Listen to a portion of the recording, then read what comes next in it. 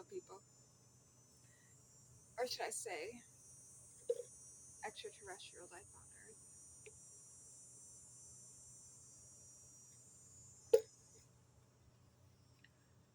These are my pondering thoughts as of lately. Sugar and eating healthy. Diabetes coincides with that. I'm actually pre diabetic, and my dad is a type 2 diabetic. Donating blood, donating plasma, mosquitoes, and why they suck our blood. Those are just a few of them that I have so far that I've written out. So, we can get started with the diabetes epidemic. Okay? Diabetes mellitus, a condition once considered a rare affliction of the wealthy, has swelled into a global pandemic of staggering proportions. It is no longer merely a medical diagnosis, but a defining public health crisis of the 21st century. A silent tide washing over nations both rich and poor, the diabetes epidemic is a complex and multifaceted catastrophe, born not from a single virus, but from the collision of human biology with the modern world we have engineered. To understand it is to confront uncomfortable truths about our lifestyles, our food systems, and our inequalities. At its core, diabetes is a disorder of glucose regulation, a failure of the body to manage the energy from our food. Type 1 diabetes, an autoimmune condition, accounts for a minority of cases. The driving force of the epidemic is type 2 diabetes, a condition profoundly linked to modifiable factors, sedentary lifestyles, obesity, and poor nutrition. The rapid modernization of societies across the globe has created an environment perfectly suited to its proliferation. Our days are increasingly spent in seated immobility at desks, in cars, and before screens. Our food environment is saturated with highly processed, calorie dense, and sugar laden products that are aggressively marketed cheap and convenient. This obesogenic environment constantly pushes individuals toward choices that disrupt metabolic health, making the healthy choice often the difficult and expensive one. The consequences of this epidemic are not merely measured in blood sugar levels, but in human suffering and systemic strain. Diabetes is a relentless catalyst for devastating complications. It is a leading cause of blindness, kidney failure, heart attacks, strokes, and lower limb amputations. It is insidiously damages nerves and blood vessels, eroding quality of life and claiming years of life expectancy. Beyond the individual, the economic burden is colossal. Healthcare systems are buckling under the cost of managing both the disease and its myriad complications. Productivity losses from disability and premature mortality create a drag on national economies, making diabetes not just a health issue, but a critical economic one. However, the burden of this epidemic is not borne equally. It falls disproportionately on the vulnerable and the marginalized. Socioeconomic status is a powerful determinant of risk. Poverty is often linked with limited access to fresh, healthy foods, a phenomenon starkly visible in food deserts. It can also mean less access to safe spaces for physical activity, inadequate healthcare, and lower health literacy. Furthermore, certain ethnic and racial groups show a higher predisposition to developing type 2 diabetes, a disparity exacerbated by systemic inequities and social determinants of health. The epidemic therefore acts as a magnifying glass, exposing and widening existing social fractures. Addressing a crisis of this scale requires a paradigm shift beyond merely treating high blood sugar in clinics. A successful response must be multifaceted and proactive. On an individual level, empowerment through education and support for lifestyle change remains crucial, yet placing the onus solely on individual willpower is both naive and unjust as it ignores the powerful environmental drivers. Meaningful change demands bold policy interventions. This could include taxation on sugar sweetened beverages, stringent regulations on the marketing of junk food to children, and subsidies that make fruits and vegetables more affordable than processed alternatives. Urban planning must prioritize walkable communities and green spaces. Healthcare must pivot towards a stronger preventative model, identifying those at high risk early and intervening before the disease actually takes hold.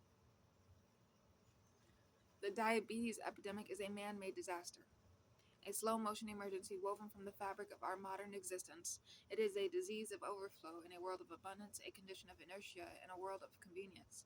To turn the tide, we must recognize that we are not just treating a disease, but recalibrating a society. The goal must be to create a world where the healthy choice is the easy choice, where environments nurture health rather than undermine it, and where protection from this epidemic is a right afforded to all and not a privilege just for a few. The path forward requires not just a medical innovation, but profound societal courage.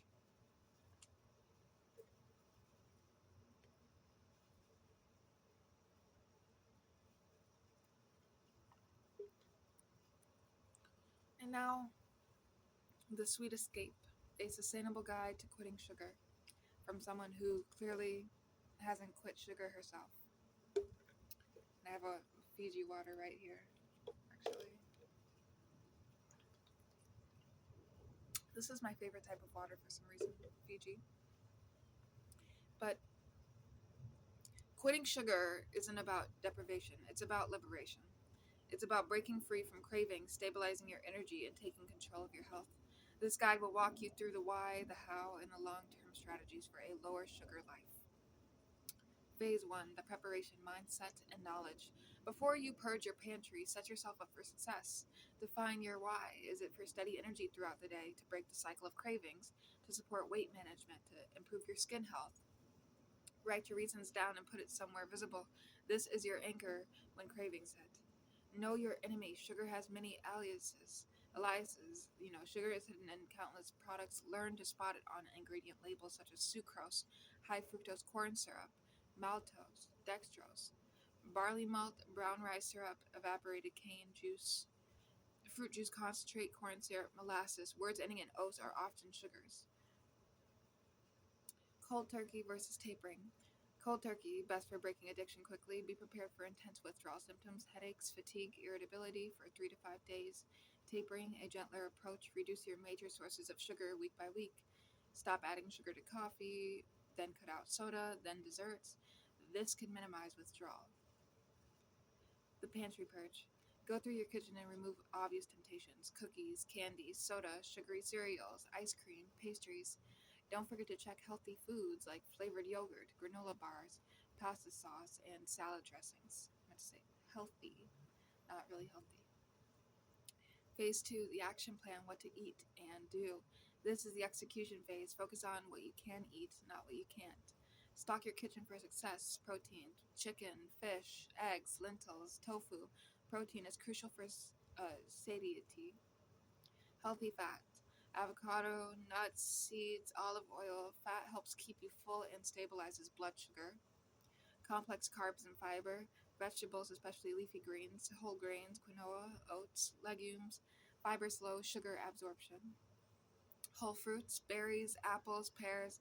In moderation, fruit is fine for most people as it contains fiber. Avoid fruit juice. Read every label. This is non negotiable at first. If a food has added sugar in the first 5 ingredients, put it back. Master your meals. Eat balanced meals. Every meal should include protein, fat, and fiber. This combination is the magic bullet for stable blood sugar and crushed cravings. Don't skip meals. Hunger is a powerful trigger for sugary snacking. Stay hydrated. Often we mistake thirst for hunger or sugar cravings. Drink plenty of water. Manage cravings when they hit. Go for a walk. A quick 5 to 10 minute walk can disrupt a craving. Drink a large glass of water. Have a healthy fat rich snack, a handful of almonds, a spoonful of nut butter, or some olives. Distract yourself. Call a friend. Read a book. Do a chore. Expect and accept withdrawal. In the first 3 to 5 days, you may experience headaches, brain fog, irritability, and fatigue. This is normal. It means your body is detoxing. Push through it. It will pass. Phase 3, long term maintenance, making it a lifestyle. Quitting sugar is a marathon, not a sprint. Reintroduce mindfully, optional. After a period of elimination, example could be like 30 days, a month, you can experiment with reintroducing natural sweeteners like pure maple syrup or raw honey in small amounts. Notice how they make you feel. The 80 by 20 rule. Aim to eat sugar free 80% of the time. This allows for flexibility for special occasions, a piece of birthday cake, or a dessert on a date night without guilt. This prevents a binge and restrict cycle. Rethink your treats. Discover new ways to satisfy your sweet tooth. Dark chocolate, choose 70% cocoa or higher. A date with nut butter, a natural whole food sweet treat.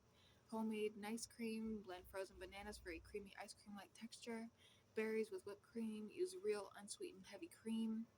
Sleep and stress management. Lack of sleep and high stress increase the hormone cortisol, which can skyrocket cravings for sugary, high energy foods. Prioritize 7 to 8 hours of sleep and find healthy stress outlets like yoga or meditation or exercise, which yoga and exercise go hand in hand. Important considerations in FAQ. What about natural sugars? The goal is to eliminate added sugars.